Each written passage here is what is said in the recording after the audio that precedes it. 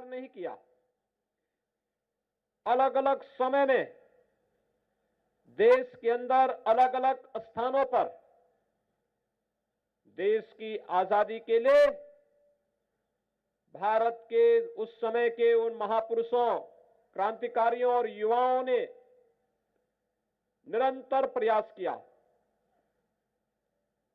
1857 में सामूहिक रूप से देश की आजादी के लिए एक सामूहिक प्रयास हुआ था और यह प्रयास न केवल बलिया, गोरखपुर, बिठूर, झांसी, मेरठ, बल्कि प्रदेश और देश के अलग अलग स्थानों पर देखने को मिला था।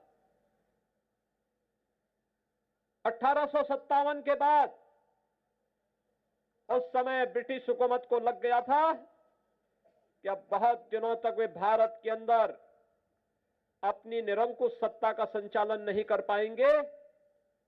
उनके अत्याचार बढ़ गए थे, उनकी प्रताड़ना बढ़ गई थी और अलग अलग तरीके से वह भारत के क्रांतिकारियों को, भारत के युवाओं को और भारत के समर्थक, भारत की आजादी के समर्थक उन सभी लोगों को प्रताड़ित करने लग गए जिनसे उन्हें लगता था कि ये भारत की स्वाधीनता के लिए प्रत्यक्ष या अप्रत्यक्ष रूप से योगदान दे रहे हैं।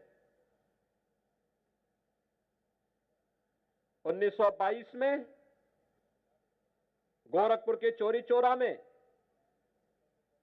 चौरी चौरा की ऐतिहासिक घटना होती है।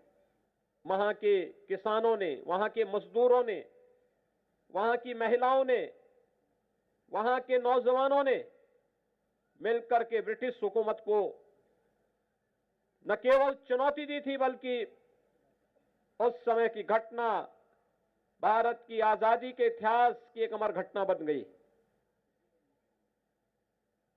1925 में एक काकोरी कांड से जुड़े हुए नायकों ने ब्रिटिश खजाने को लूट करके एक चुनौती ब्रिटिश हुकूमत को दी थी और ये निरंतर चलता रहा। ये हमारा सौभाग्य है। यह वर्ष चौरी चौरा की घटना का शताब्दी वर्ष भी है और देश की आजादी का अमृत महोत्सव भी। काकोरी घटना के जो नायक थे,